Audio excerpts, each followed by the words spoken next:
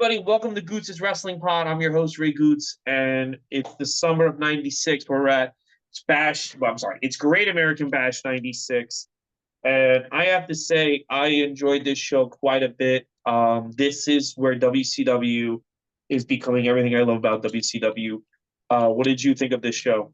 Yeah, I think this is you know, we usually wait until the end of the show and I always tell you, "Oh, then you should watch this, watch that."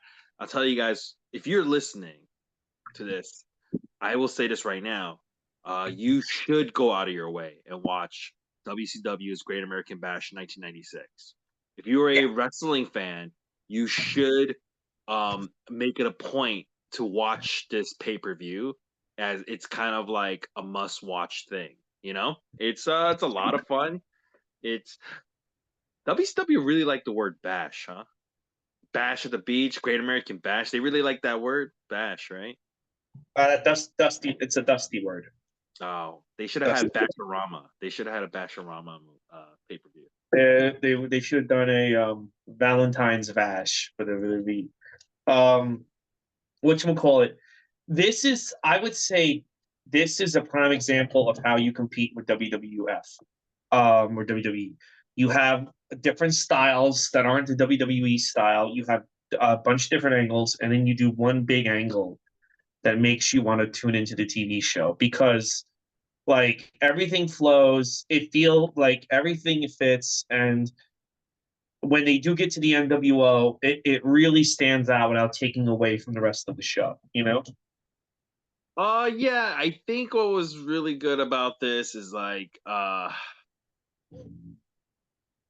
there's so many different things in this show happening, right? Yeah. So many different Everything like there's not flavors. like the same style. I feel like No, not everything's the same style. Exactly. There's some like there's a cruiserweight match, right? That's very different.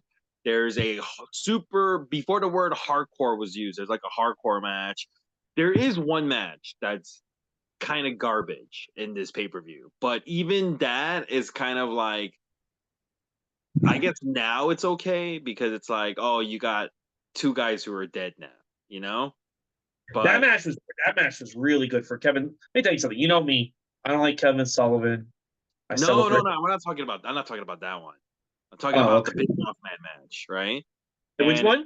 the Big Boss Man match. That one was pretty bad. That was the worst match, but even that Yeah, wasn't like the world. but it's like maybe back in 1996 when you're watching, you're like, oh, this match is really bad. But now in 2025, you're watching two guys who've passed away too young, right? And you're kind of just appreciating, like, hey, at least I get to watch them, So it's kind of like that. So I don't know. It's a lot of everything in it that's good. But yeah, let's get into it. Great American Bash, 1996. World Championship Wrestling turns up the heat. That is a tagline for this pay per view. What a great tagline because this is a tagline that really does fit. You think this is the turning point, right? Pay per view? Yeah, yes. In terms of the presentation and everything, I think this is a turning point because the reason why the NWO era it doesn't just work because of the NWO, which was the big mistake I think that Eric Bischoff and all of them made. It was because the show gave you New Japan style action and then WWE style angles at the end, Yeah. and no one's ever replicated that formula at all. It gave you great action and then great storytelling.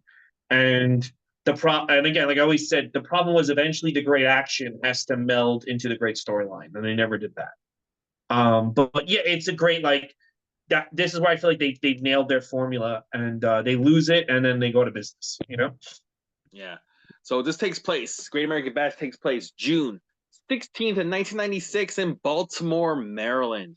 9,000 people were at this event live. And on pay per view, it did 170,000 buys. If you want to see a comparison, Bash at the Great American Bash 1995, the previous, was Mm-hmm. 100,000 buys. And Great American Bash 1997 is going to be 220,000 buys. So you can see every year it just keeps going up, up, up, up, Yeah. right? Um, Now here's the thing. In comparison, On the other side of the fence, WWF in June 23rd, they're going to be running a pay-per-view, King of the Ring, right? This is not an in your house. This is like a legit pay-per-view, King of the Ring, and it had 158,000 buys. So, Great American Bash 1996 is outdrawing the a WWF like legit pay-per-view at this point, right? So Yeah, yeah. this is a turning point in title- multiple ways. Yeah, in multiple ways, it's a turning point. You know. So we get a cold open promo about Bobby the Brain Heenan. He's not gonna be on commentary. He's getting his team ready because it's a team challenge, right? Against Randy Savage, who's the coach on the other side for the NFL players, right? And the NFL players, they're warning the Horsemen. Yeah, it's the Horsemen. You guys are in for it. So this is I totally forgot this match was on the show, but this is an interesting one. Like you said, Lee said it last time, right? This is WCW's way of one-upping things. WWF is gonna have one NFL player. We'll have two. Right? They should have. WWF should have answered back with 3 NFL players, right? They should have done that. They should have just kept amping it up. I would have been funny if they did that. No, ECW should have had 4. Yeah, you're right. ECW, that's right. When they start doing the pay-per-view, they should have had 4. So, this pay-per-view, because it's a Great American Bash, it comes out with Sergeant Craig Pittman in full military gear. He comes out with the American flag as the national anthem plays.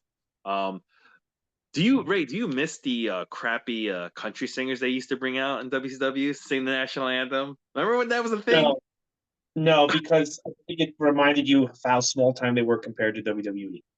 Yeah, because they never had like it was never like Garth Brooks or like Shania Twain. It was like guys I've never heard of, you know? It felt like someone in accounting's like favorite local musician, you know? Yeah, Like it never felt like it was like a real star.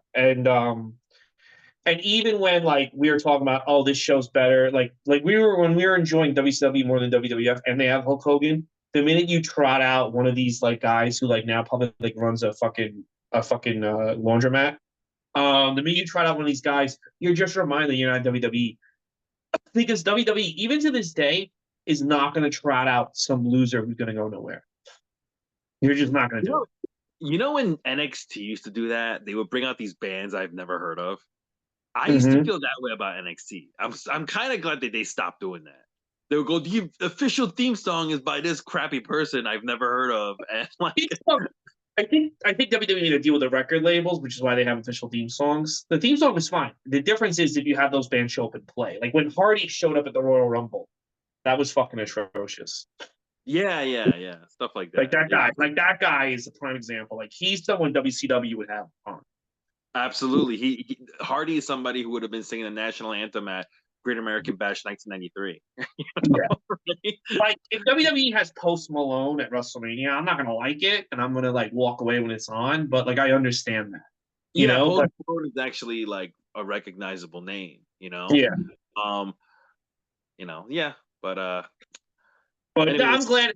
I'd rather we see Sergeant Craig Pittman, honor the truth. Because he legit is for the military, right? So I like that he's out there. It's kind of funny because he's a heel, but like you can't boo him at this point because right? He's a bad guy. He's holding the American flag. They booked him wrong. They should have booked him like in the beginning as a heel, but then they should have started booking him like oh, he's an American guy, like Sergeant Slaughter or some shit, you know? But since you've been watching these matches with Craig Pittman, has your opinion about Sergeant Craig Pittman changed? No, you still sticking. No, he's still sticking. All right, so Tony Schiavone and the American Dream, Dusty Rhodes, they're on commentary. That's right. Remember, no Bobby the Brain Heenan on commentary this time. And before the show begins, they do mention that Dick Murdoch passed away. He actually passed away on June 15th. So that's about one day before, the day before this pay-per-view, which is on June 16th. Dick Murdoch passed away June 15th. Do you know how old he was when he died? How old, brother? 49 years old. That's No, crazy. that's not that old. I mean, I thought he was. Yeah, you know that they handled it pretty well. I thought Dusty Yeah. Rhodes handled paying tribute to his friend. Usually, it seems very weird when they're like, "Yeah, this guy died, but we have a hot night of action." Um, Dusty did it pretty good. Dusty was like, "I know he would want to see this action, baby, and that's why we got to go right to the action, baby." Do you know Dusty was his tag team partner, Oh, and yeah. Dusty Rhodes himself has admitted that Dick Murdoch was a KKK member. Did you ever read Dusty Rhodes' story about Dick Murdoch doing that to him? They Oh, were yeah. at a Well, bar and he was like, "Let's go to another bar," and then he took Dusty Rhodes to a KKK meeting. Dusty Rhodes was like, "What the fuck?" apparently, Dick Murdoch had a card, a KKK card that would get him out of speeding in certain southern states, and he gave it to Dusty, and that's what I've heard. I don't know if that's they don't really talk about that on the Bruce Pritchard podcast or anything, but Uh-huh. like there is a card from the KKK that can get you out of trouble with the police. I mean, not if you're black or Asian. So sorry, Andrew Lee, but Unfortunately, really, you don't. So Kanye West can't use that. Damn. yeah, Someone there's is. he had a card. I guess it was his membership card, but that's another story. Like they got caught speeding and like there was beer, and I mean Dusty's like, "We're fuck daddy," and then Dick Murdoch pulled out the card. He was like, "Okay, that's fine."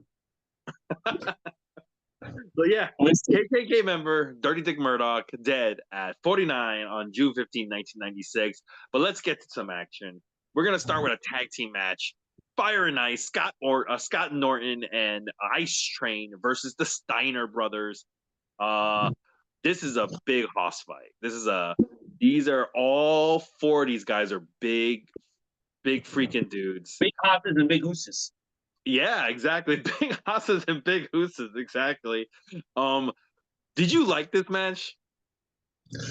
It was okay. Yeah, I mean, I was definitely like it was different. The thing about this show is every match is different. There's not like a Yeah. house style.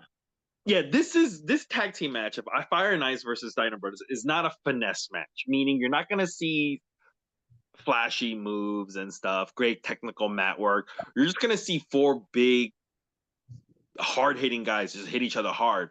There was a funny part in this match. Well, not a funny part, but an interesting part where Scott Norton, he has Scott Steiner up in a fireman's carry and he does a Samoan drop.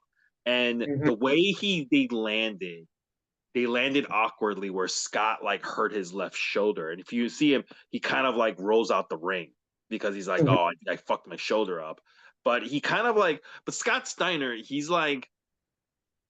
he's a fucking tough man. He just shakes it off and he comes back in. And you know what he does in return? He takes Scott Norton and he drops Scott Norton on his shoulder in a suplex.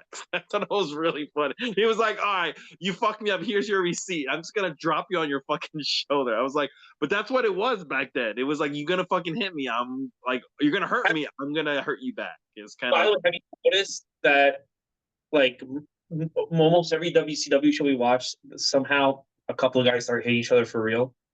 Like yeah, that's like another thing no one talks about is probably why they went under. Like you can't like it's constantly like, oh, that one was actually he actually hit him. And it's like WWF, we never seem to like come across a match where like Shawn Michaels is like hating fucking Marty Jannetty for real. You know what I mean? yeah. The last time I actually saw that happen was just a couple of years ago. I don't know if you saw it, but did you see in Noah when the Japanese companies were kind of working together, where Kazuchika Okada got kicked in the face? Did you see that? Yeah, I saw that briefly. Yeah, yeah. I thought you were Yeah. talking about yeah, I saw it No, briefly. so some guy, Kaito Kiyomiya, he's like supposed to be Noah's like top star.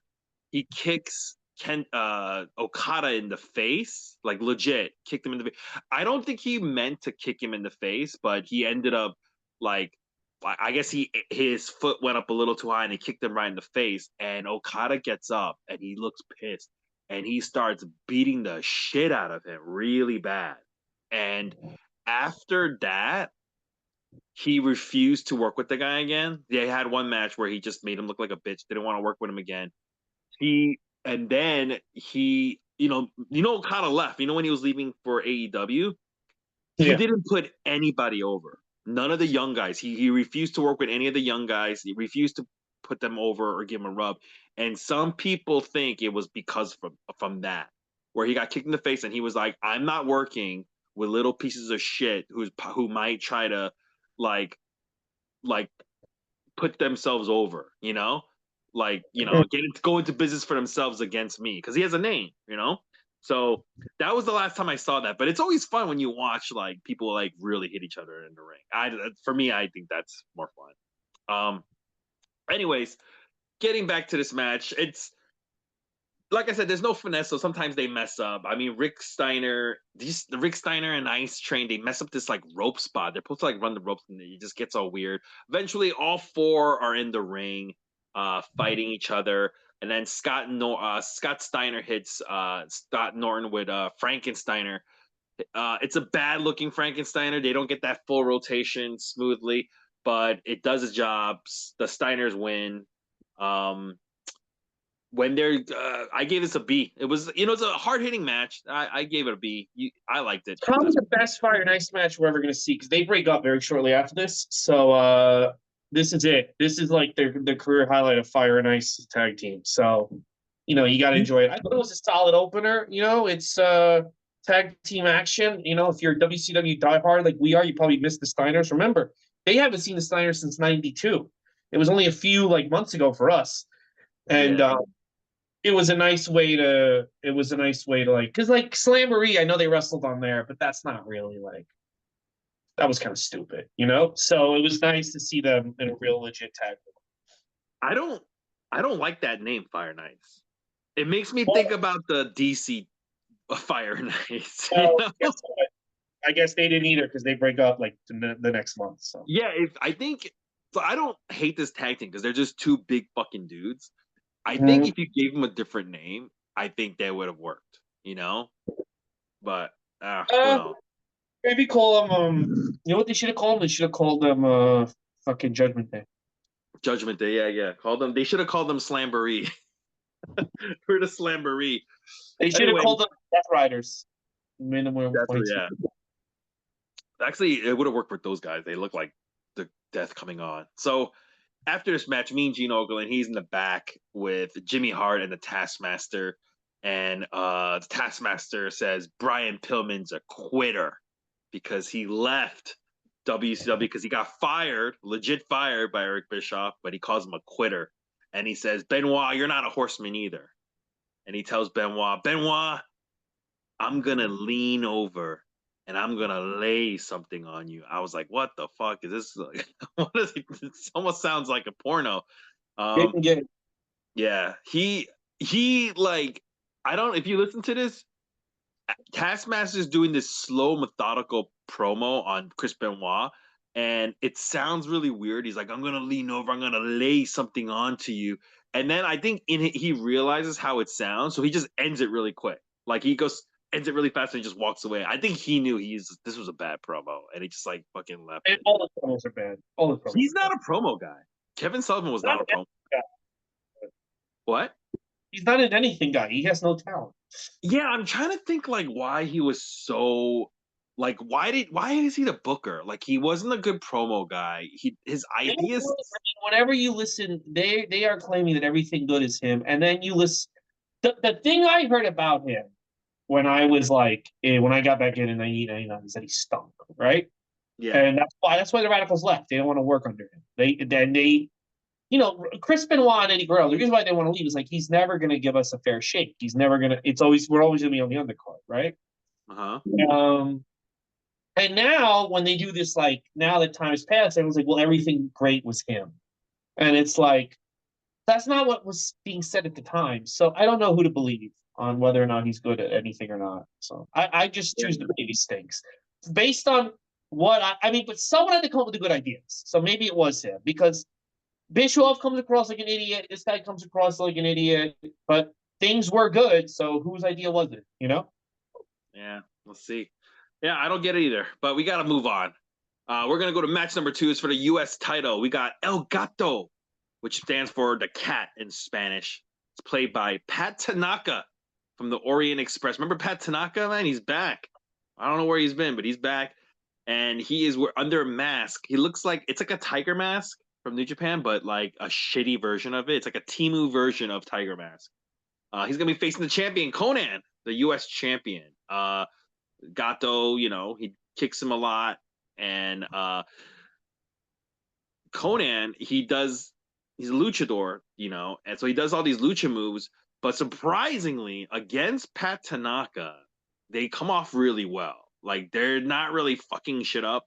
They like Gato's not doing any lucha libre. He's doing a lot of kicks, but Conan's doing a lot of lucha libre moves on him, and they're meshing really well. Conan hits a sunset flip power bomb, like on the. There's even a point where Gato's on the apron, and Conan does a sunset flip powerbomb over, and then the power bombs Elgato to the floor. That was a big pop. That got a big pop. That guy even got a Conan chant. That was a great spot. For anybody who's saying Conan can't wrestle, that was amazing. Anyway, Can't wrestle. Conan hits an Alabama slam, and then he does a jackknife cover to win the match. In my opinion, I think this was the best Conan showing so far. I gave this a B+. What did you think? When I was a kid, I didn't like this match because I assumed El Gato was like a luchador from Mexico. Yeah, I didn't was a member of the Orient Express, so I didn't like it. And now that I know it's Pat Tanaka, I'm surprised how good it is because I've never really seen Pat Tanaka do anything good.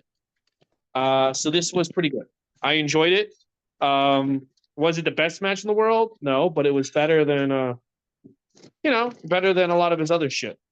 yeah, it's better. It was better than a lot of Conan's other shit. Maybe Pat Tanaka's strength is just that he just makes other people look good. That could be his thing, I mean, maybe his strength is that he can have one good match underneath a mask. I don't know. Yeah. It is. It is. I feel like what I feel like. I feel like they had a luchador they were going to debut, and then like there was some issues, so they just put Tanaka in a mask because they're like, what I mean? Like, well, we promised an all Mexican match, and the Mexican we had got deported by Elon Musk. Yeah. So. Yeah, Elon Musk was like, baby Elon Musk was like, get rid of him. Get rid of him. He's undocumented. So Mean Gene Okerlund, he is with Sting in the back, and Sting's cutting a promo on William Regal, and it's like a borderline racist promo where he's shitting all over UK and stuff. I'm like, all right. And then Sting just gets lost. He gets lost in his promo. He forgets what he's saying. So he just goes, yeah, I'm too angry to even speak. Yeah, he's like, you know what I'm talking about, Gene? He's like, really? Yeah. Yeah, he goes, Gene, I can't even talk right now. You take over. So he throws it to Gene. You know what? Here's the thing. That's genius. If you get lost, see, they don't have guys like that anymore. This is why Mean Gene was so good. If you are a wrestler and you're cutting a promo and Mean Gene's there and you're fucking stuck, Mean Gene would he was always there to help you out, right? Like bring you back on track, or you could just do what Sting did and go, I'm too mad to talk. You take over, Gene. You can't do that with anybody who's a backstage interviewer now. I don't think you can. Yeah. No, they would freeze. If you did that to Kayla Braxton, she would just stare at you like a deer in the headlights. Oh. No, you can't do it. Jeremy Borash. Yeah. I don't even know who does backstage interviews anymore. Yeah, me neither. But I'm talking about both. Even in AEW, Renee Young, there's no way. If you just throw to her, I don't know. You wouldn't know what to do. She's not gonna know what to do. But this promo was so weird. Sting starts making all these like references to like Regal being gay, like in a negative way. Did you get that same thing? And even Gene at the end was like, maybe I shouldn't have made that sort of reference because Sting bought into it too much. Didn't you? It was weird, right? It was like a very weird Sting promo. Like, yeah, it was a little weird, but Sting's a weird guy. Sting was off. At this point, Sting's off. His hair is brown and long. It's not styled in any way. He didn't even do his woo, that Sting woo at the end. It's just very. Is this when Sting's on drugs? Possibly. Yeah, it's very off, dude. He. If you go back and listen to his promo, guys. He really makes a lot of like William Regal is kind of like gay, insinuating he's gay. Sayings. So after this promo, Tony Schiavone and Dusty Rhodes on commentary, they have to go out of their way to be like, hey, William Regal is actually dangerous. He's not prissy as Sting is referencing. He's actually dangerous, guys. Like, they have to reiterate that, hey, this guy, William Regal, is not some sissy. He's tough. I was like, yeah, that was weird. That was a very weird promo. But we're going to go on to match number 3, DDP versus Marcus Bagwell. He's not buff yet. What did you think about this match, man? Did you like this match? I didn't dislike it. I thought it was a lot better. I thought they did a lot better than I thought they would do. I like this match. I thought it was like DDP. So far, we've been watching his matches. He has some. He's very entertaining. His matches have always been pretty good, pretty solid. I think Bagwell's not bad. This match, during this match, Tony Schiavone gives the whole history. This is another thing that was good about this match. Tony Schiavone, during this match, he gives a whole recap of what's been happening with DDP. So if you were not watching the week-to-week shows, you could know everything about him just from watching this match. So DDP was homeless, right? He was homeless in storyline. And this graduate student, this tech grad student named Frank Machuga, he found DDP like on the streets. And he was like, DDP, I'm going to get you a benefactor who's going to pay for your lawyer to get you back reinstated in WCW. This was DDP's storyline at the time. Do you remember the storyline at all? It's so weird. He was like the first a bum ass Baron Corbin. It's very funny. But anyway, this is a pretty good match. Bagwell, he does a plancha and stuff, and what do you call it? They one thing about this I would say is DDP is good, but he does some of his selling is so fucking cheesy and hammy. It's like Shawn Michaels selling. It's very hokey. I don't like that too much. But anyway, DDP hits his cutter, which gets a big pop. Even though he's the bad guy, people love that finishing move. They love the cutter. And Dusty Rhodes loves it too. He puts it over. He goes, that's the move. That's the move that, like that's gonna be the move when he hits it. He's like, and what do you call it? DDP wins the match from hitting the cutter. I liked it. I gave it a B. Your thoughts on the match? I thought it was fine. I thought Bagwell did better. Than I thought he was gonna do. I kind of thought Bagwell doesn't become like a legit like guy who can wrestle like an interesting singles match until the NWO. And I thought this was fine. And I also kind of I kind of thought DDP sucked until 97. That's one in my head, but he's doing pretty good for himself in 96, Yeah, and I agree. This isn't like a match where this isn't like a classic you got to go out of your way kind of match, but it's not like if you watch this match, you're going to be entertained. It's like, hey, it's fun to watch, and I agree. Like DDP's, he does his job. Bagwell, it's kind of hard to tell because he's always jobbing, pretty much at this point, but at least he doesn't botch stuff up. But after this match, we got Mean Gene Okerlund. He's in the back with the Giant and Jimmy Hart, and that's a decent little promo. He talks about how he's beaten everybody. At this point, the Giant, Big Show, is WCW World Champion, and he's like, I've beaten Hulk Hogan, I've beaten Randy Savage, I've beaten Sting, and I'm going to beat Lex Luger. You know why? Because he's saying he's going to get me in the human torture rack. That's a fantasy. That's not going to happen. I was like, that's actually what we're going to see. But they're building up pretty well, right? He beat a lot of big guys so far. Hulk, Savage, Sting, that's like 3 of the top faces, I like it. Yeah.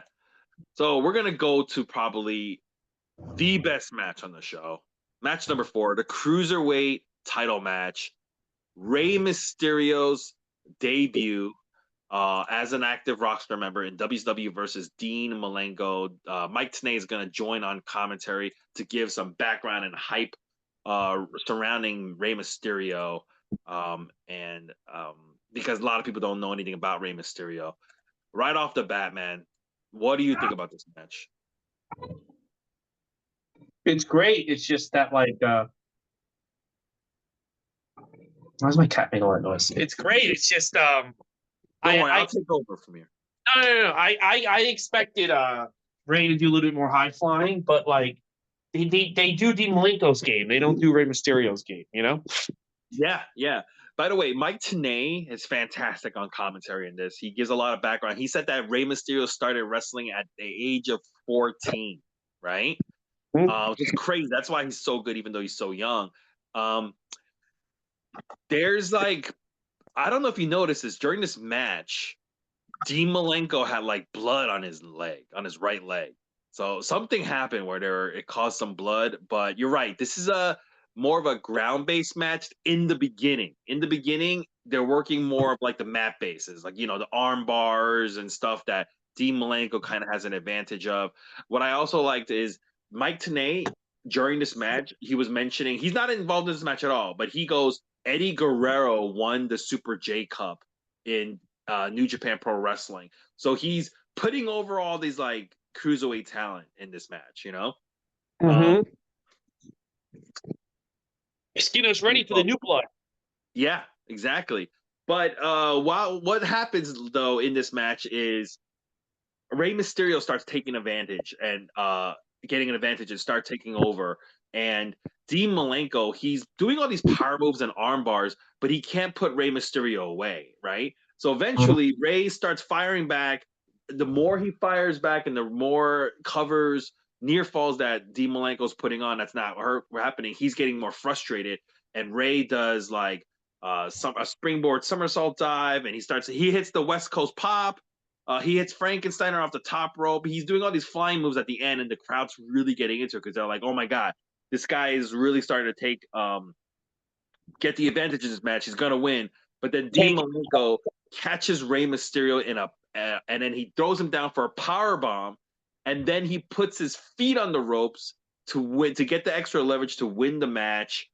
The only issue I had with this was the commentary team should have done a better job of saying Dean Malenko really needed to, like, he couldn't beat Rey Mysterio on his own. He had to cheat to win, and he's despicable to kind of lead to oh, Rey Mysterio got cheated out of that one. They didn't do that. They just kind of like, that was a fantastic match. They didn't really live up that end. But this is a must-watch match, in my opinion. I would say everybody needs to go out of their way to watch Rey Mysterio's debut match in WCW.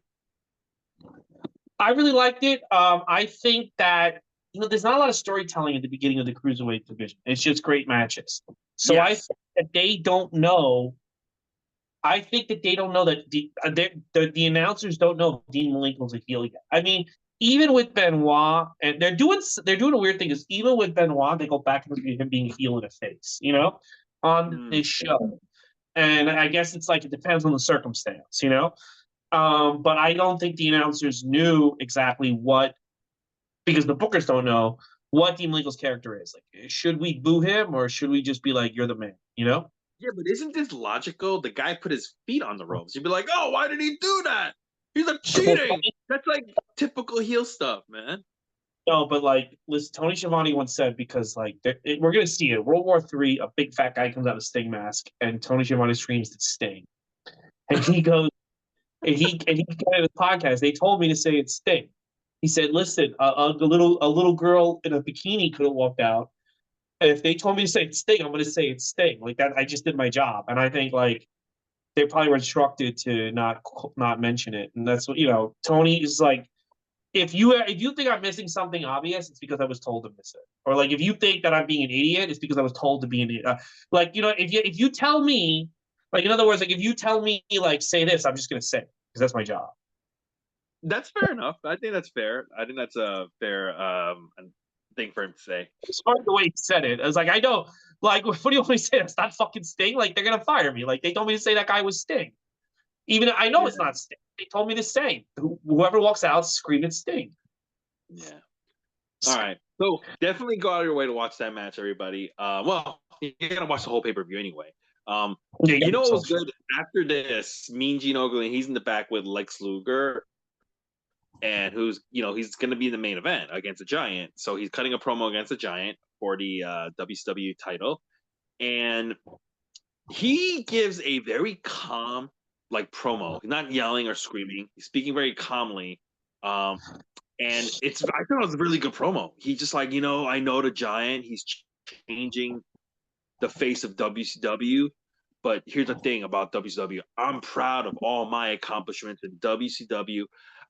He's at this point he's got like two belts with him, right? He's like, I'm the television champion and I'm the tag team champion. I'm very proud to have both, and I want to add a third one, the WCW title. And he's like, here's the thing: the Giant thinks he's invincible. That's gonna be his mistake. I thought it was a really good promo by Lex Luger, because also Lex Luger himself is playing like an in between character. He's not really a bad guy, he's not really a good guy. He's kind of like in between, And Yeah, they have to change that, but yes. yeah, I liked it. This was a good promo by Lex. Did you like it? Yeah, I'm enjoying Lex. I'm enjoying Lex as the end of he gets hot along with the NWO. Yeah, yeah. Match number 5 is probably the low point of this pay-per-view. It's a grudge match. It is Big Bubba, who's Big Boss Man, with Jimmy Hart. They come out with like pieces of hair because what happened was they cut off Earthquake's hair, and they still have it. They're like, look, we still got his hair. Earthquake, John Tenta is his opponent. He comes out with half his head fucking shaved, right? And then what was really fucked up? He's coming out, and on the Tron, they don't have like his video package. They have a video of him getting his hair cut off. Right? Like, that's so insulting. He's coming out and they're showing him get his hair cut off by Big Bubba. Anyway, so they're fighting, and basically there's nothing really to. John Tenta, he catches Big Bubba in a power slam and he wins the match. Then he grabs a pair of scissors from Jimmy Hart, and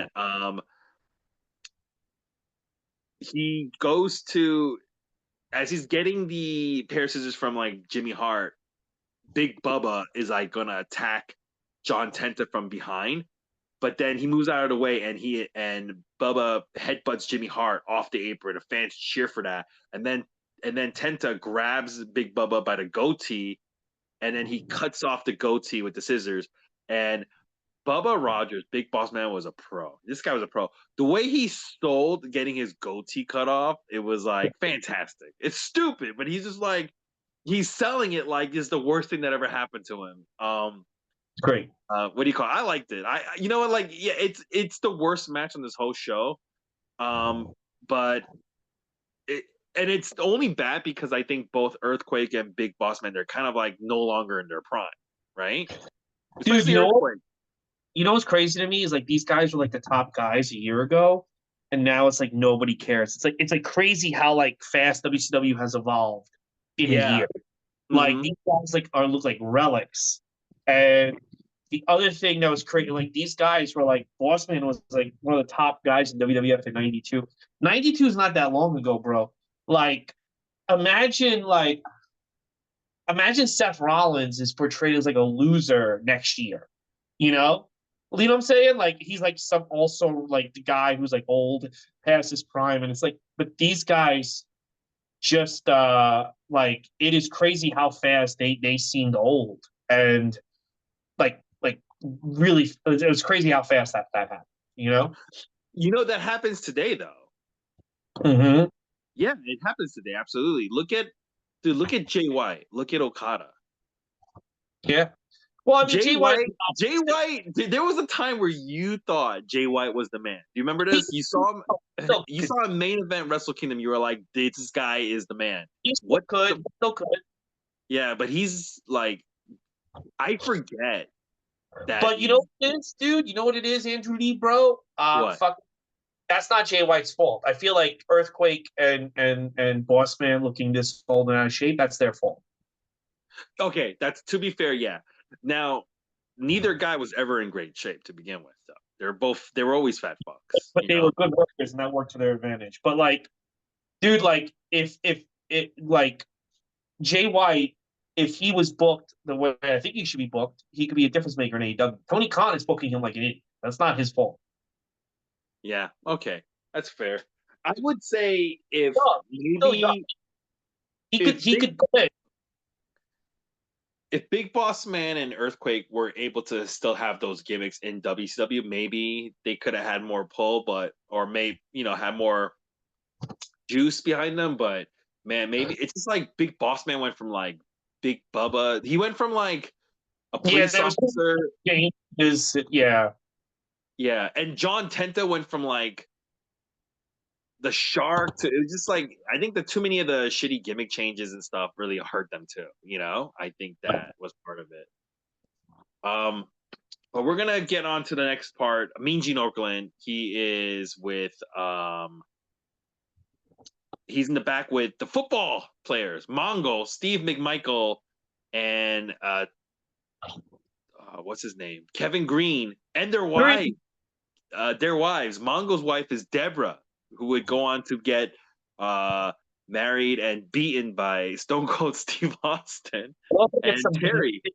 Plants, so Yeah, they're all wearing NFL jackets. They're all wearing these like Letterman jackets, and Mongo and Kevin Green like they do like the early 90s 80s wrestling promos where they're just screaming the whole time, right? They're like, we're gonna get you guys, and it's fun to watch because you're watching guys do like an old school wrestling promo, but they're not bad at it either. They're pretty good at it. They're the yelling promo, and I liked how when they do as they're doing the yelling, the two wives they go like, let's high five each other, right? It's so cheesy, but it works. And then Randy Savage, their coach, joins, and he's just like, what? Macho Man doing his little dance when he walked in, I thought was so fucking funny. This was a really it's so good. Yeah, this is okay. The way we're describing it, it sounds cheesy, like everything we're talking about, but it's fun to watch. It's not bad, right? Like Macho Man was perfect in this too. it's so fucking awesome. I enjoyed it. Yeah. Mean Gene Okerlund, he goes, oh, he's gonna get some chin music. And I was like, chin music? What? I was like, what was like, was he referencing Shawn Michaels? I was like, was he gonna get kicked in the face? I have no idea. But fun promo. It's wrestling cheesy, but it's good. I would recommend you guys watch that fun little promo. And we're gonna go to match number 6, the Falls Counts Anywhere match. Chris Benoit versus Kevin Sullivan. This is basically a hardcore match. They're gonna fight everywhere. They fight in the aisleway. They don't even get to the ring. They start fighting from the aisleway and they fight up through the crowd. They go all up to the crowd and they go to the bathroom, the public restroom. They go to the restroom and Kevin Sullivan, he goes to one of the stalls, puts Benoit there, and he slams the stall door on Benoit's head, not once, but 3 times hard. I was like watching this going, this is the beginning. This is the beginning of Chris Benoit's brain. Tell you what makes this this match so good, what makes this work so well is the crowd, is the fact that the fans are, first of all, I wish WCW has a Southern white boy fucking reputation. I was shocked how many black people were there, how many black fans were there. You see, like, it's all black people in the bathroom watching this fight, right? And they're gulping it, and they're going insane. And the crowd, this is what made it for me. The crowd seemed out of control as well. Like the crowd seemed like they were like riled up by this fight. Like they couldn't believe what they were watching, and they're following them. They're letting the fans follow these two guys. And the cop, at one point, the cop just kind of yells at a kid, like, "Fucking get back." Keep in mind, when they first entered the bathroom, all these fans weren't in there. It was just like a normal bathroom. There was like 1 or 2 guys in there, and they were surprised. They legit got surprised. They're like, oh shit, what the fuck is this? Now it's one of those bathrooms. It's in there, right? You saw this. I think this one guy was just finished peeing, and he was just like, oh shit. It's one of those arena bathrooms, so there's 2 entrances, right? Mm-hmm. So they went through one side, and when people started finding out that there was a fight in the bathroom, and they're in there for a super long time, fans start pouring in from the other entrance. Like, it is crazy in there. There is a point where what do you call it? A woman, there's even a woman in the a lady joins the bathroom. Yeah, a woman comes into the bathroom. She's like a female fan, and Dusty Rhodes pops. He's like, "Oh my God, there's a lady in the men's room." He's laughing his ass off that a woman's in the men's room, which is funny. It's crazy. She just like pushes her way to the front, so you can't miss her. They're just fighting. Oh man, and eventually they fight out of the bathroom. That one, I felt bad for that security guard, the one you're talking about. It is Yeah. one dude. It's one security guard and like 60 kids. It's like he I can't almost do feel like anything. WCW didn't tell them they were gonna do this. No, I don't think so. I don't think they. I Yeah. think you're right. They don't. That's kind of what makes it more, because it's like chaos. It's like there's a sense that this could have gotten out of control, and we would have seen it Yes. on TV. But that's what makes it so good, because you don't feel that way anymore. You don't feel the people that is up and close with the wrestlers, and I don't know. It felt really different. It felt really good. The passion of the fans, the out of controlness. I don't know, man. There was something special about it that like you just don't see nowadays, and I don't think you'll ever see again. When we talk about Kevin Sullivan not doing anything good, this was really good by Kevin Sullivan. They don't really do a lot, but some of the stuff they do is very violent. Like I said, mentioned the door slam on the head. That looked very violent. They eventually make their way back down to the crowd, back to the ring. But Benoit gets shoved down the stairs like twice, and he really rolls down the stairs. That looked very bad too. That looked like it was like, oh my God, it looks painful. You also have to consider he already stole Nancy from Kevin. Like the wife left. Like this is the Wait, wait, guy wait, wait. At this point, are you sure? in the real world. Yeah, Wasn't no, but doesn't that happen in 1997 or is it? maybe it's in '97. Maybe it does. Okay. Okay, Well, Sullivan finds out in '97. yeah, but yeah, it is very dude. It is violent. There is a point where Kevin Sullivan he just stomps on Chris Benoit's balls. Did you see that part where he just stomps on his balls? Sullivan kind of knew something was happening when this was going down. Maybe, yeah, maybe he did because he just stomps on his balls, and then he throws a chair at fucking Chris Benoit when they're at ringside. Chris Benoit fights back. He crotches Kevin Sullivan on the guardrails. Then Benoit gets a table, but it's one of those old tables. It's a press table, but it's like one of those hard press tables. And they get into the ring, and then he puts that table on balances it on the top rope. And then Chris Benoit does a superplex off that table to win the match. Afterwards, this is the best. This is the fun part too. Afterwards, Chris Benoit is so mad he just keeps attacking Kevin Sullivan. Match is over. He won, but he keeps attacking Kevin Sullivan. And Arn Anderson runs down. Now the storyline that's happening is Chris Benoit is on the fence with the Horseman. He's like, maybe a Horseman, maybe he's not. Kevin Sullivan alluded that they're broken up. Remember Brian Pillman's a quitter. He left. Now it's only Chris Benoit, and he's having problems with Arn Anderson. So Arn Anderson runs down, and he shoves Chris Benoit off from Kevin Sullivan, and they both kind of look at each other. But then Arn just starts attacking Kevin Sullivan. Chris Benoit, and they're both beating the shit out of Sullivan, and the people are going crazy. They love it. They love that these two guys are beating up Sullivan. Sullivan's stable, the Dungeon of Doom, they all come down to make the save, but it's already too late. The Horsemen walk away tall. We shit on Kevin Sullivan a lot. This is so good, and it really shows that people, WCW. Eric Bischoff sometimes is very dismissive of the Horsemen when he does this podcast, right? Yeah. This shows that if you book the Horsemen right, it could have been big. You know, I think, listening to excuses on the WCW, what killed WCW, 2 episodes in, who killed WCW. And I think if you had the Horsemen definitively beat the NWO like this, I think they'd still be around. I think, people, when Arn Anderson starts kicking Kevin Sullivan, that place erupts. And I haven't seen a crowd erupt like that in modern wrestling.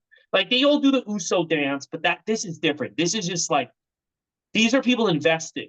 These are people that are invested, and they're hoping that Arn does. And when he does it, they explode because they almost feel. You can tell the crowd almost feels like that they're gonna now have Arn and Benoit feud, and it's like, nope, the Horsemen are back. Nope. Yeah, and the fans are genuinely happy that the Horsemen are back, And like I said, we shit on Kevin Sullivan a lot on this, but this is probably the best thing I've ever seen him in. I mean, they have so many things in place to make this NWO storyline. And don't get me wrong, it's really good. But to make it where to the point where it doesn't matter that WWE has Austin and Rock. You know what I'm saying? They have that's the thing. I was listening to like WCW had the talent in place. They always had the talent in place. You can't say they didn't. They did. They just mismanaged every single. You have the Attitude Era guys. 5 years before the Attitude Era, you have the 2000 guys. 10 years before like fucking WrestleMania 22. You all the guys that were difference makers, you had them and you let them all slip away. You know? Yeah, absolutely. This is like the first time they're actually doing good things with everybody. And dude, After like, yeah, I'll go ahead. say one more. I'm sorry. I'm sorry. I just No, don't be. Keep well, going. You're, because this company should still be around. All right, this company should still be like. That's the thing. It's like there's no reason why it went out of business as fast. Um, and then Benoit. People go, Benoit wasn't over. Benoit this, that. Benoit that. No one cared about Benoit. The crowd is like going ballistic for fucking Chris Benoit in 1996. He probably got a bigger pop in this match than he does when he wins the world title in 2004. Like, come yeah, on, man. It's like you have the pieces in place, and then you just like this. Oh no, he's actually not over. Okay, all right. yeah. He's over. So He's after over. this, they go to the back, and with Mean Gene's with Liz and Woman and Flair and Arn Anderson, Bobby the Brain Heenan's there. The whole Force Horsemen's group is there, and Chris Benoit joins them, and he just yells righteousness. That was really funny. He says one word. He just goes righteousness, and then Arn Anderson goes, Benoit, he earned his stripes tonight. Kevin Sullivan, we're at war. So there's gonna be a Horseman versus the Dungeon of Doom war, I guess, coming. I like this, but they gotta focus their attention on the football players because that's the match tonight.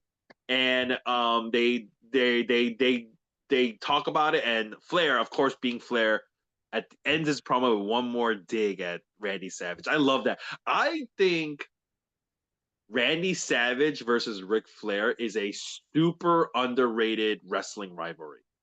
It's not It, talked about the same way like Bret Hart, Shawn Michaels, and Rock and Steve Austin are talked about because Flair versus Macho Man is something that happened in like two different promotions, WWF and WCW, and it was like a main event level feud that just kept going. And not once am I getting tired of this fight between these two guys.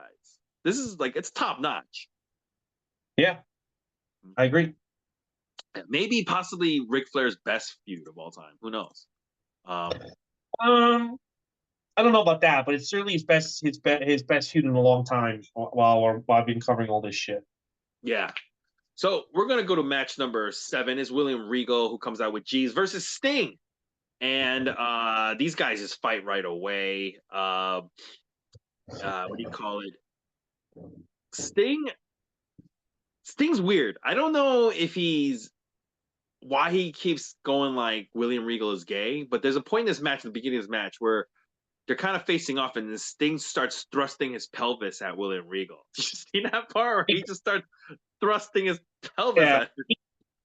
he's saying he's gay because people consider the British accent to be effeminate. So Yeah. What was really funny about this, though, is this is how good William Regal is. When Sting starts thrusting his pelvis at William Regal starts making this goofy face, and he starts like shaking like he's and like he's so funny, William Regal. He's so good. So with the gay stuff aside, these guys have a pretty good match. What do you call it? There is a point in this match though where the crowd starts losing interest for some reason. I don't know why, but they just start losing interest. mm-hmm. And then what happens is, but the thing is this: the wrestling in the match is not bad. It's actually good wrestling, but the fans just somehow like lose interest midway. And there's a point where William Regal even hits a top rope suplex that gets zero reaction. A top rope suplex. Well, Nobody cares. I think is going on with this. What? You want me to tell you why I think it's not getting a reaction? There was one person who had a reaction to that when he hit the suplex. There was one fan. If you watch, if you go back and watch, there's one fan who's wearing a fucking king's crown. He's the only one who stands up and he starts giving a standing O. But there, other than that, there's no reaction. Why do you But think there was no reaction? because people didn't buy that William Regal could beat Sting at this point. Oh, good point. Maybe that's why. Okay. Nothing, but they did nothing to establish William Regal. It looks like to me back in the day. I remember when I rented this show, I didn't pay attention to the match because this is before he goes to WWE. I consider William Regal to be like a mid card loser, right? So Yeah. I'm like, oh, why they're wasting Sting on this guy?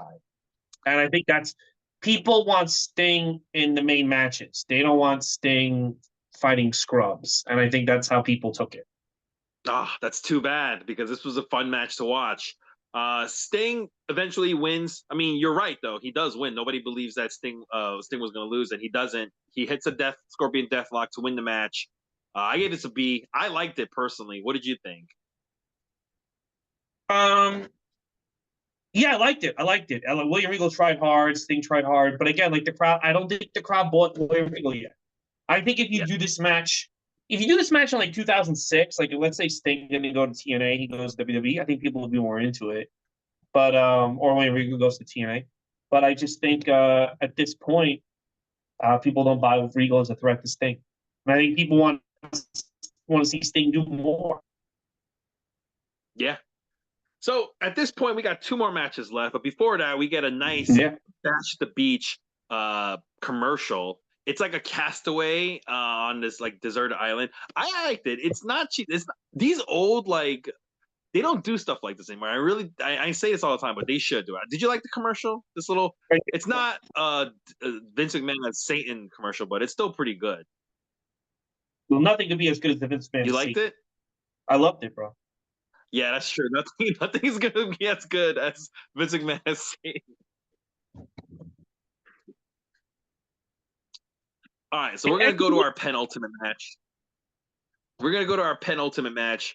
This is a tag team grudge match, and let me tell you something. This is Flair and Arn Anderson with their group versus Steve Mongo McMichael and Kevin Green and their wives and a dog. He come out with a dog too. And let me tell you something. This match had no business being this good, in my opinion. This is even then, people were shocked how good this match was. This is better. You know why? Can I tell you why this match is so good? Can I tell you why this match is so please. Good? Because this match is not about look how the football players are beating the shit out of our wrestlers, which is what the Lawrence Taylor and Bam Bam match. This match is like these celebrities thought they could get in on our world, and we corrupted one, and we fucked over the other. Okay, yeah, I think you're right, and I'm glad you mentioned the Lawrence Taylor match because I think this match is way better than the Lawrence Taylor match. So much better than the Lawrence Taylor match. And the Lawrence Taylor match wasn't bad either, right? No, Lawrence Taylor match isn't bad, but this is just way better. It's just no yeah. level. This is on a different level. Yeah, this is on a different level. Also, I think Flair and Arn Anderson are just better workers than Bam Bam. It sucks, but it's true. Yeah. So I think no, that's fair. I mean, I think if you ask Bam Bam Bigelow, he might say the same thing though. Well, Bam Bam would agree. I think. Yeah. So okay. by the way, keep in mind, when they come out, when these football players come out, did you listen to the theme? Their theme is like the Monday Night Football. Are you ready for some football theme? But it's Are you ready for some wrestling? I was like, I love this theme.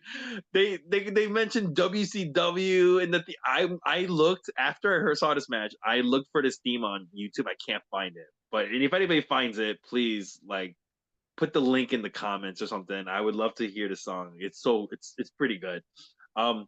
Keep in mind, Randy Savage is going to be at ringside. He is the coach for the football players. Before this match begins, there's a massive Mongo sucks banner. Right? I was like, that was really funny. Huge Mongo sucks banner. You know, and this is some good storytelling in this match. Arn Anderson, he starts off the match with Mongo, and Arn Anderson is just fucking around. You know why?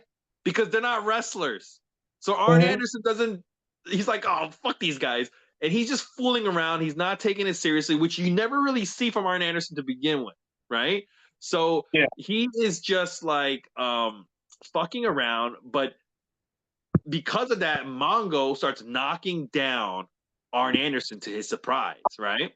And what's also good in this match is the commentary. Tony Schiavone establishes early on, hey, Mongo, he played for a lot of different teams, and he went to another team in the NFL. And when people asked him why, it's because he said they were gonna pay him more. He goes where the money's at, and he established that. They put that little foreshadowing nugget in your head because that's gonna come back later on.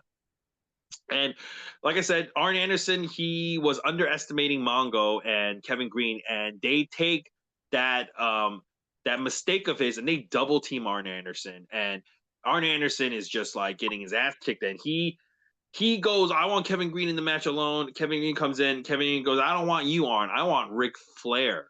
And Ric Flair comes in, and Ric Flair is the dirtiest player in the game. He fucking tricks Kevin Green. He starts kicking him in the head. And but Kevin Green is a football player. He's huge, so he overpowers both Rick and Arn. And this is a good storytelling that Arn and Ric Flair did, and why Ric Flair is so good at what he does.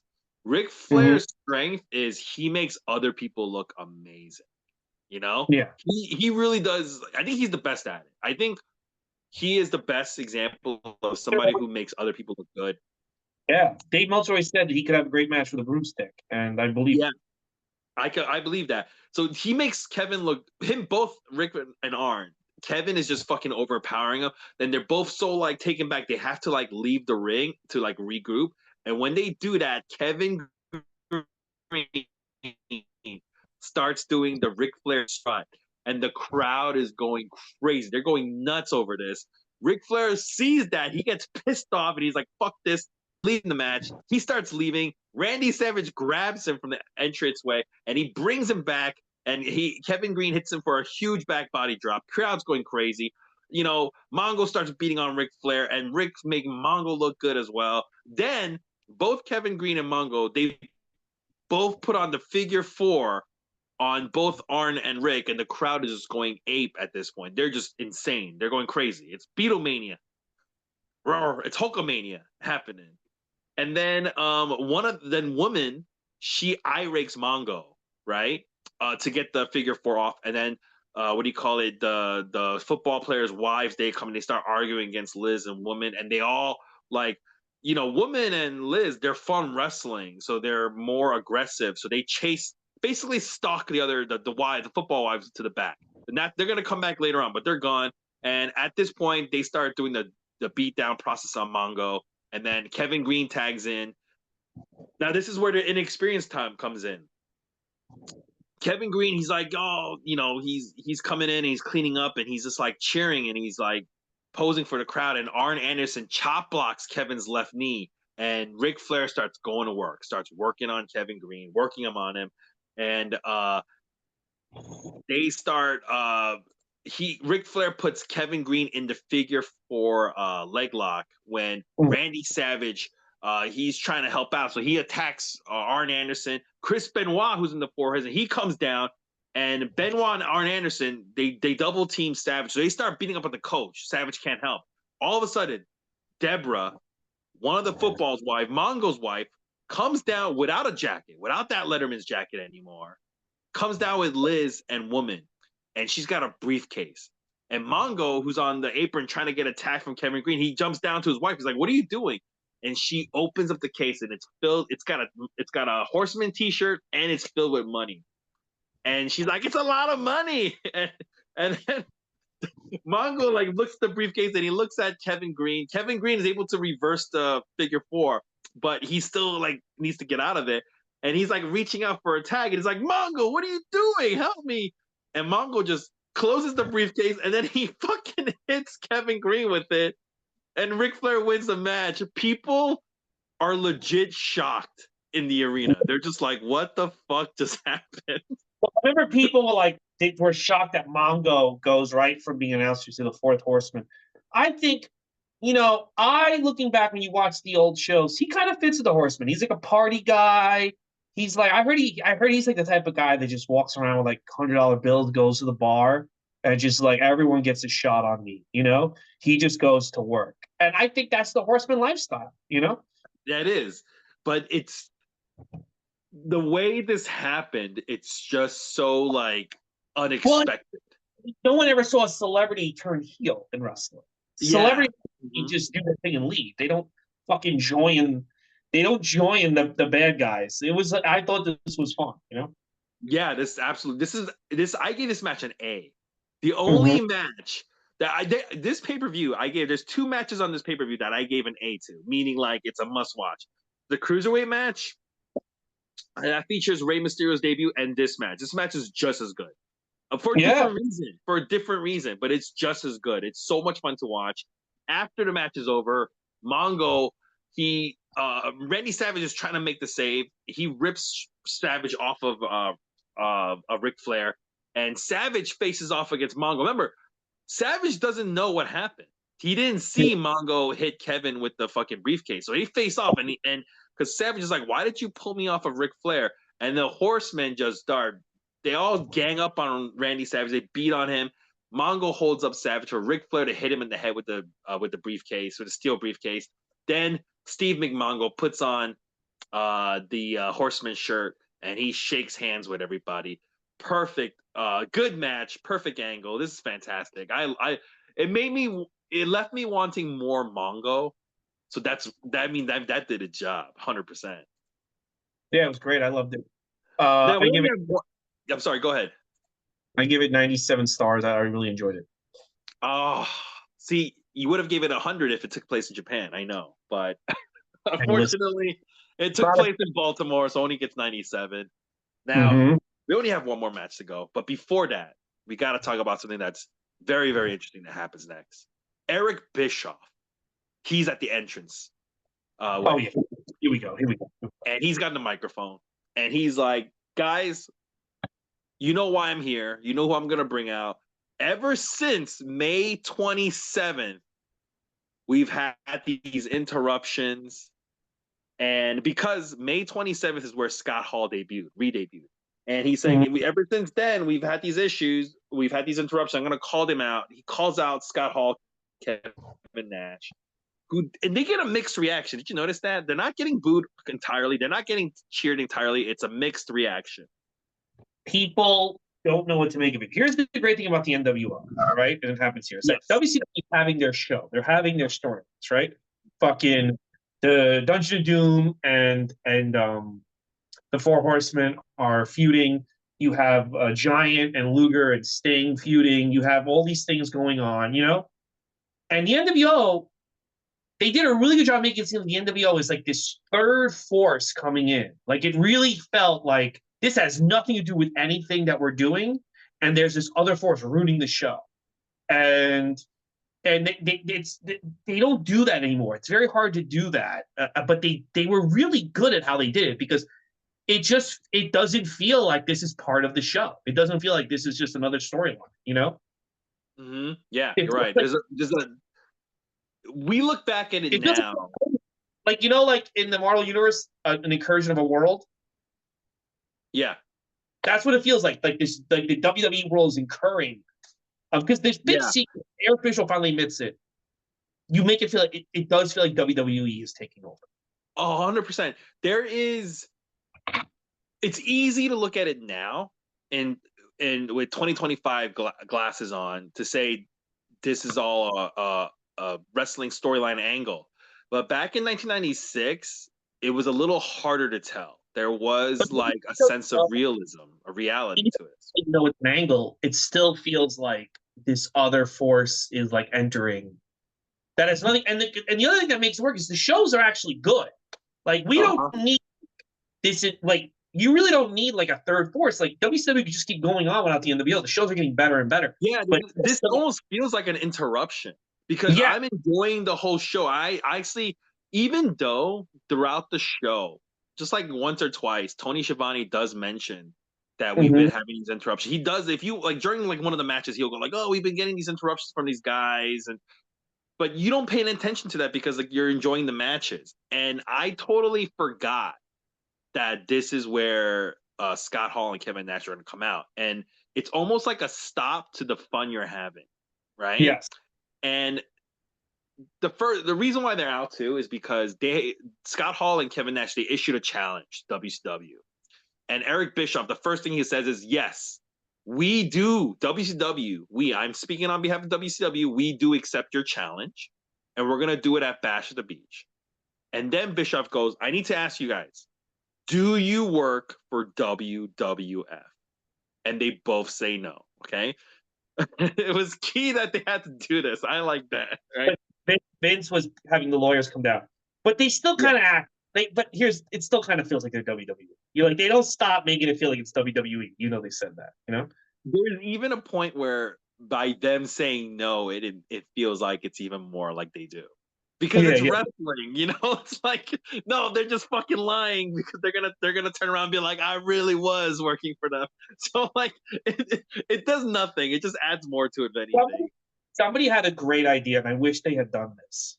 That at the Raw where Vince bought the company, Scott Hall and Kevin Nash come out and they shake hands with Vince. Mission accomplished. Like they go like we did it. Like we destroyed WCW. Like so to reveal that the NWO was working for Vince the entire time. They should have done that. They really should have done that. On that Nitro. Like we did it. Like we destroyed them for you. And then like you have and then like DDP and then you have the WCW guys like, but you should have Kevin Nash and Scott Hall come out and be like, yeah, we did it. We did it. Like the NWO was working for Vince the entire.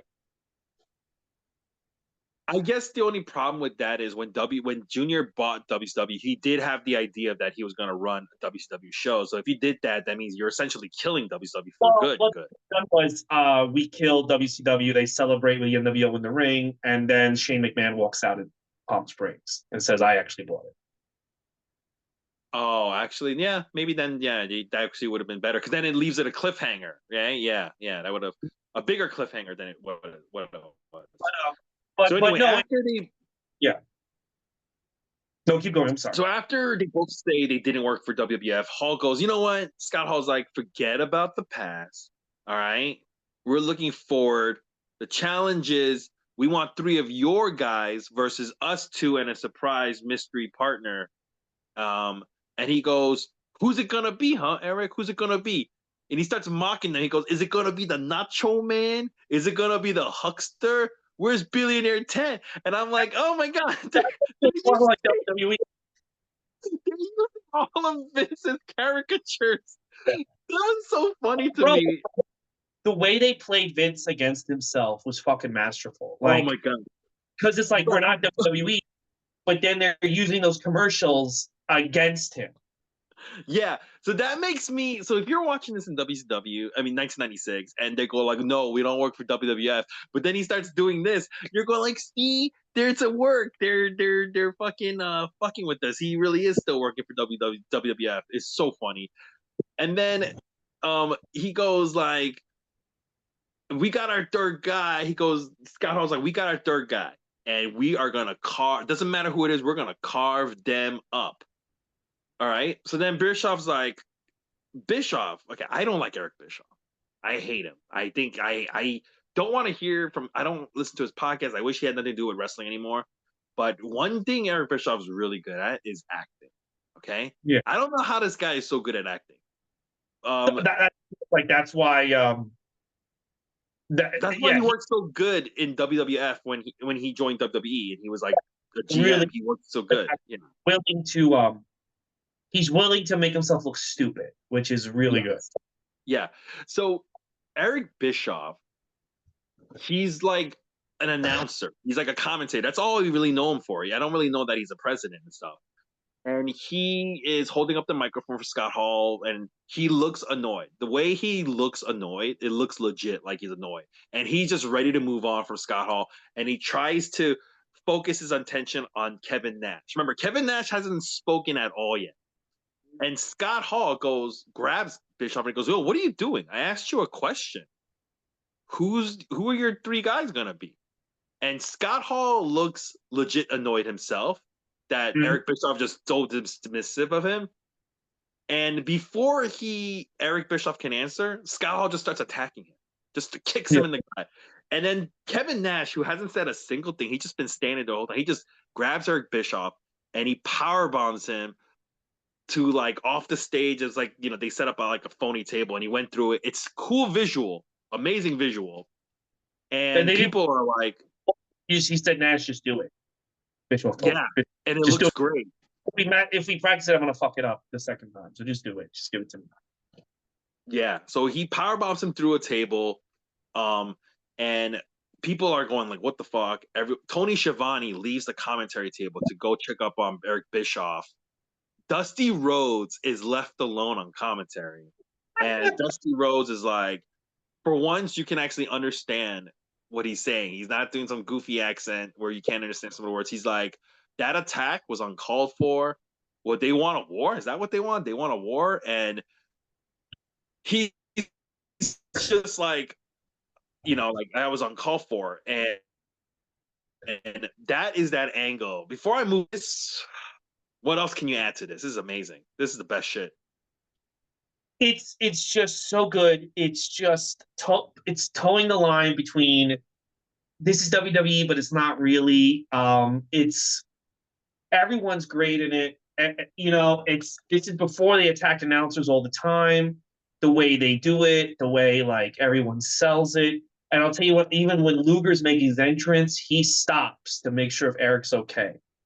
Like it feels like, you know what it feels to me? Not that wrestling's fake, but it feels to me like even though Arn Anderson and Kevin Sullivan feud, like if Kevin Sullivan was like, "Oh, I have cancer," Arn's gonna be like, "No more fighting. I'm sorry, you have cancer." Right? That's what it feels like, right? Like I'm not saying wrestling's fake, but it feels like there Mhm. is this. We all work together, even though we have these matches, don't like each other, and it feels like this little company is being invaded by these monsters. Like this happy little wrestling company has these fucking serial killers coming for them, and it's really fucking good. And it gets me just so frustrated. This company should still be around, Andrew. Andrew, this company should still be around. I get so fucking annoyed, man. I get The so. thing you point, the thing you pointed about how it's like we all kind of coworkers in the back, right? Yeah, That bleeds into the final match a little yeah. bit. So Mm-hmm. remember, we still have one more match, guys. It's the WCW World Title. Lex Luger, the challenger, he comes out and he actually checks on Eric Bischoff because Yeah, Eric Bischoff, he's still that's there. like Right? because WWE they wouldn't do that. John Cena would just run down the ring or whatever. Like they wouldn't break. But Luger's like, it's not about me posing and getting a pop. I need to see if this guy's okay. Yeah, he's like, is that guy all right? Like, he actually goes checks on Eric Bischoff. Like, is he okay? He asks, and people are like, yeah. He's just like, all right, and he has to go. Yeah, the fact that he did that is kind of like, right? It makes you go. Remember, 1996. You're kind of like, wait a minute, is this real or it's just blurring the line? And you know Yeah. what feels like? It felt like, when Nexus debuted the first time, Mm-hmm. and like they're ripping up they're just doing so many things like ripping up the ring which you've never seen, and you go like, I know this is fake, but I kind of don't know at the same time. That feeling is there, You, the great thing about this beginning of the NWO angle is that even though you know it's fake, you know what happens. You know that it leads to nothing, and they're out of business. And Nash and Bischoff do two stupid podcasts now. You still believe, you still get caught up in the moment because it's such an exciting moment, and that's what you want out of wrestling. Like I've seen this a million times. I've seen this pay per view a million times since 1998 when I got back into this shit. But I still get caught up in the moment, and I still there's almost this hope that like this is gonna lead to some amazing things, and it does, but it doesn't lead to what you know. It ultimately doesn't lead to anything, but it starts off Yeah, amazing. it does. And it's not just Lex Luger. When the champion, the Giant, and Jimmy Hart come out, they both also take a moment to like look at Eric Bischoff, and just that little, like, it's like only for a second or two, but just that pause of them stopping and looking to their right, like, I want to see what happened here. That, even just that, like, it adds so much, Yeah.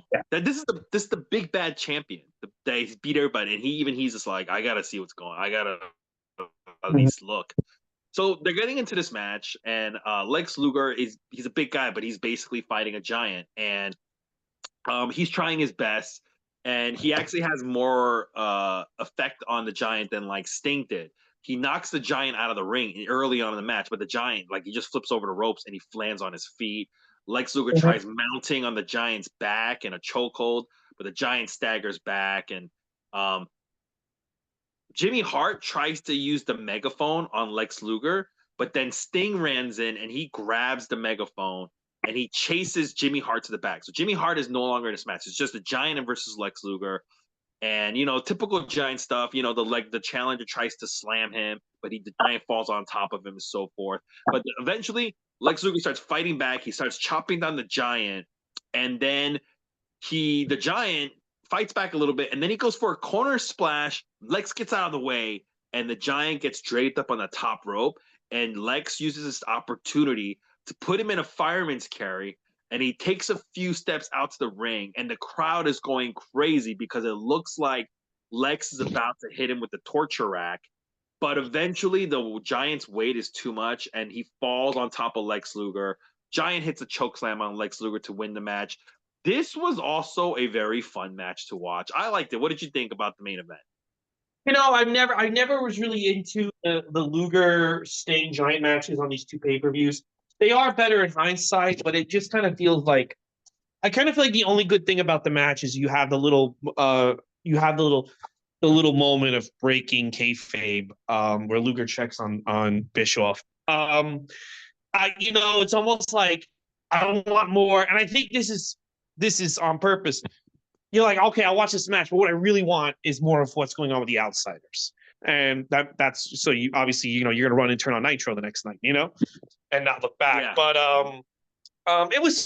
it's fine for what it is. But even now, I just want to get to like the next show and see what Kevin Nash and Scott Hall are gonna do. But so it was fine. It was fine. You know? Overall, fantastic pay per view. Oh, Everyone go out of your way to watch Great American Bash 1996, 100%. I would The say to whole Tony thing. Khan, I would say to Tony Khan is that like study cage match and get back to me. No, study this show and look at how this show's put together. You don't need to make your show 4 hours. You don't need to make the show 5 hours. Look at how this show ebbs and flows. And you can have all you need is one big angle. The rest can be great wrestling matches, and you've got them for Dynamite.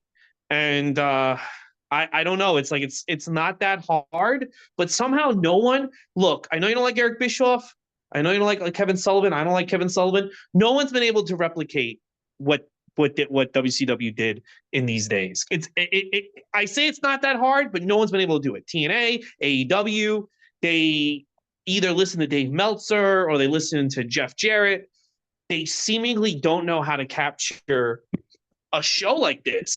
And to me, it's like you have stuff for the Meltzers, but you also have stuff for the WWE fans, and it's stuff that's not just it's stuff for wrestling.